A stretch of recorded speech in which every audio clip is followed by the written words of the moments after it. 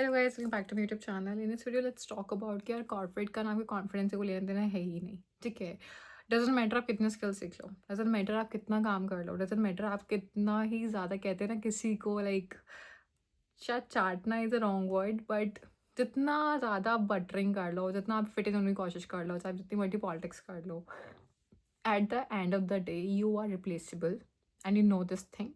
और आपके जो मैनेजर्स हैं उनको ट्रेनिंग इसी चीज़ की दी गई है, आपके टीम लीड्स को जो सीनियर्स है ना कि हायरार्की में, उनको ट्रेनिंग इसी चीज़ की दी गई है कि आपके उसी कॉन्फिडेंस को ख़त्म करके रखना है। क्योंकि जहाँ उन्होंने आपको अप्रिशिएट कर दिया, जहाँ उन्होंने आपको कॉन्फिडेंस दे दिया, वही ऑब्वियसली आप उनके हाथ से निकल गए, अब चले जाओगे किसी और कंपनी में। जैसा पैसा यहाँ मिलेगा वैसे वैसे वहाँ मिलेगा।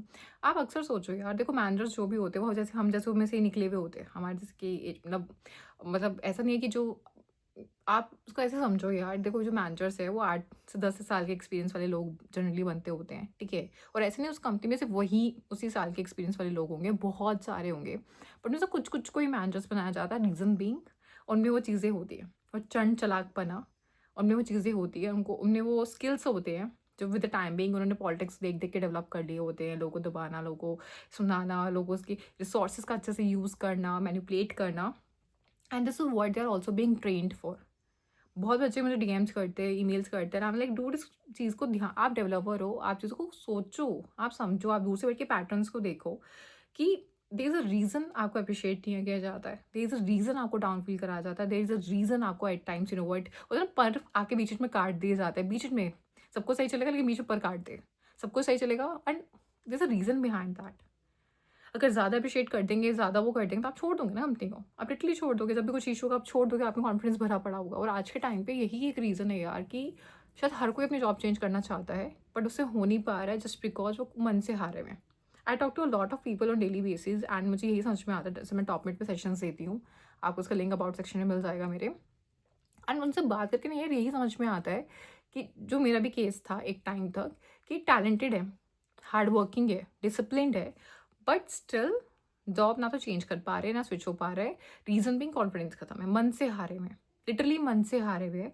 उनमें थोड़ी सी हवा भर दो ना लोगों में, थोड़ा सा उनमें कॉन्फिडेंस दिखा दो, थोड़ा सा उनमें ट्रस्ट दिखा दो, थोड़ा सा अप्रिशिएट कर दो ना यार, ट्रस्ट में, आई एम टेलिंग यू, वो रिजल्ट जो शायद उनके पिछले 4 महीनों में नहीं आ रहे होंगे ना, वो 1 महीने में आ जाता है, वो 1 हफ्ते में आने रिजल्ट आने चालू हो जाते हैं। तो so many people I have talk to, even myself also, जिनको वो होते हैं थक गए हैं, हार गए हैं, क्योंकि यार पता है प्रॉब्लम क्या है, सिर्फ आप आप अपनी लाइफ में, आप I would say you know what, problem सिर्फ करियर में नहीं होती, आपके पर्सनल लाइफ में भी होती है। The more you will start you know what growing in your life, the more you will start getting you know mature in your life, that's what you will realize कि life is literally unfair. इंसान की कभी अपने घर में बची हुई होती है तो कभी ऑफिस में बची हुई होती है, एंड इट्स लाइक वो बस इसी के बीच में एक ढोलक बन के रह जाता है, एक घंटा बन के रह जाता है। ठीक है, एंड यहीं पे इंसान ना फिर मन से हारना चालू कर देता है। There are so many people, या जब आप बाहर जॉब करना स्टार्ट करोगे ना, आपको समझ में आएगा कि यार हर कोई अपनी मर्जी से जॉब नहीं कर रहा, अपनी हॉबी और अपने पैशन के लिए जॉब नहीं कर रहा। There are so many people जो मजबूरी के लिए जॉब कर रहे हैं, चाहे वो मजबूरी पैसा हो, चाहे वो मजबूरी घर का माहौल से बचने के लिए हो। Yes, there are so many women I have talked to, there are so many women I have met in my life, you know what, जो थोड़े टाइम के सुकून के लिए, मतलब वो घर के कलेश से बच के आने के लिए वो लोग बाहर आके जॉब करते हैं कि यार घर में तो 24 घंटे वही सब चलता रहता है, 4 लोगों की वही पंचायत चलती रहती है। अपने आप को बचाने के लिए, थोड़ा थोड़ा होता है ना कि यार सुकून पाने के लिए, थोड़ा सा नॉर्मल फील करने के लिए, यूज टू कम आउट, कि इस बहाने हम बाहर आ जाते हैं, थोड़ा सा वी फील बेटर। वो 5-6 घंटे जितने हमें मिलते हैं, we got a break from all this thing. तो यार लाइफ लिटरली अनफेयर है, और जब वो लेने पे आती है तो फिर वो हर एंगल से, हर चीज़ से, और हर चीज़ में you know what will make you feel that thing. तो इस चीज़ को समझना बहुत इंपॉर्टेंट है। एंड कॉन्फिडेंस को मैं ये नहीं कहती यार, देखो कॉन्फिडेंस फिर आएगा कैसे, कॉन्फिडेंस ऑब्वियसली देखो ना तो किसी के अप्रिशिएट करने से आता है, वो कॉन्फिडेंस अंदर से ही आता है। और जितना जल्दी आप इसको समझ जाओगे ना कि यार कॉन्फिडेंस अंदर से ही आना चाहिए, और वो तब आता है जब येस ऑब्वियसली आपको स्किल्स आती हो, हवाबाजी से तो कभी कॉन्फिडेंस किसी को आया नहीं है। Secondly, try to have your own support system. देखो यार लाइफ में सब कुछ कमा लो, लेकिन अगर आपके पीछे, आपके साथ दो दोस्त नहीं है बात करने को, आपको आपके पास कोई यू नो कोई अपना ही नहीं है, क्योंकि आपके दोस्त ही आपको गिराते हैं, चाहे वो आप किसी भी अपनी लाइफ के किसी भी एज पे हो। Friends should be there, people should be there, जो आपको आईना भी दिखा सके, जो आपको पुश भी कर सके, एंड जो हर टाइप की चीज़ कर, मतलब यू नो व्हाट, कंधा भी दे सके लेकिन आपको रोस्ट भी कर सके। People should be there in your life. Confidence आपकी पर्सनैलिटी से आता है, कॉन्फिडेंस आपका अपनी हेल्थ से आता है, the more healthy you will be, the more productive you will feel, the more energetic you will feel, the more confident you will feel. तो ये सब पैरामीटर्स होते हैं यार. जितना मेडिटेशन करोगे, जितना सुकून अपने आप को दे पाओगे, कॉन्फिडेंस उससे आता है.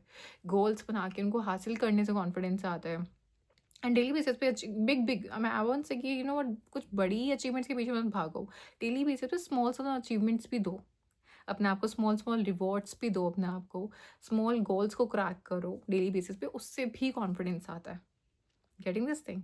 सो यार येस, अपने कॉन्फिडेंस पे काम करना इज़ वेरी इंपॉर्टेंट. ठीक है, मत खो यार. मतलब मैं तो सब बता रही हूँ. मैं ऐसे हो जाती हूँ कितने लोगों से बात करके कि भाई कोई दिक्कत नहीं है भैया, आपको आप में कोई दिक्कत नहीं है. It's all your company, it's all the working place, it's all the culture, it's all the people around you. It's जो सब साफ है और वो लोग डसेंगे, उनका काम ही यही है.